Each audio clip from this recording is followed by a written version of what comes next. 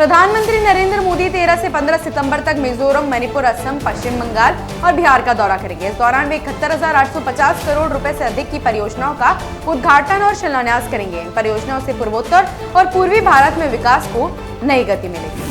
CP Radhakrishnan ने भारत के 15वें उपराष्ट्रपति पद के रूप में शपथ ली। राष्ट्रपति द्रौपदी मुर्मू ने उन्हें राष्ट्रपति भवन में पद की शपथ दिलाई। इस अवसर पर प्रधानमंत्री नरेंद्र मोदी, पूर्व राष्ट्रपति रामनाथ कोविंद और कई केंद्रीय मंत्री मौजूद हैं।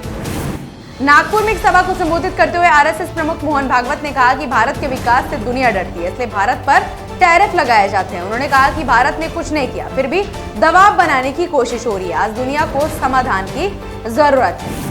भारतीय ग्रैंड मास्टर निहाल सरीन ने ईरान के फरहम मकसूदलू को हराकर FIDE ग्रैंड स्विस में बढ़त बना ली। जर्मनी के मैथियास ब्लूबाउम ने अर्जुन एरिगैसी को हराकर उनके साथ 5.5 अंकों पर बराबरी की। मुकाबला समरकंद, उज्बेकिस्तान में खेला गया।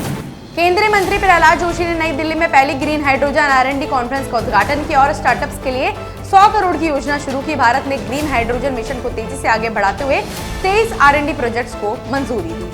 गोवा विश्वविद्यालय में ESSO, INCOIS और पृथ्वी विज्ञान मंत्रालय के साथ एक समझौता हुआ, जिससे समुद्री सुरक्षा और तटीय संरक्षण को बढ़ावा मिलेगा। मुख्यमंत्री प्रमोद सावंत ने कहा कि ये पहल मछुआरों, गांवों और पर्यटकों की सुरक्षा के लिए उन्नत सलाह और डेटा प्रदान करेगी। तेलंगाना में हैदराबाद के केबल ऑपरेटरों ने बार-बार इंटरनेट बाधित होने पर विरोध प्रदर्शन किया। उन्होंने सरकार से इस समस्या में हस्तक्षेप करने की मांग की। ऑपरेटरों का कहना है कि इससे ग्राहकों को भारी परेशानी हो रही है।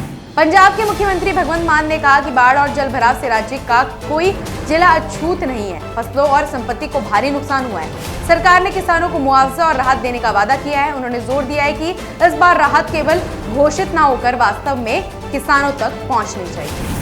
केंद्रीय मंत्री जी किशन रेड्डी ने कोल इंडिया लिमिटेड के कर्मचारी और खनन मजदूरों के लिए 3 नई सुविधाओं की घोषणा की, जो 17 सितंबर से लागू होंगी। इनमें यूनिफॉर्म मनीकरण, 25 लाख का अनुग्रह राशि और 1.4 करोड़ का अतिरिक्त बीमा कवर शामिल है। उन्होंने रांची के न्यायसराय स्थित प्रबंधन नगर में भारतीय खान ब्यूरो की रांची केंद्र का उद्घाटन किया।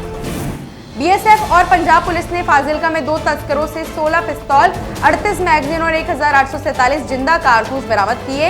ये पाकिस्तान समर्थित नार्को टेरर साजिश को नाकाम करने की बड़ी कार्रवाई है। पिछले 48 घंटे में ये दूसरी बड़ी जब्ती। पटना में नेता प्रतिपक्ष तेजस्वी यादव ने आरोप लगाया कि खगड़िया में अलौली विधायक के ड्राइवर की हत्या हुई है और राज्य में अपराध चरम पर है।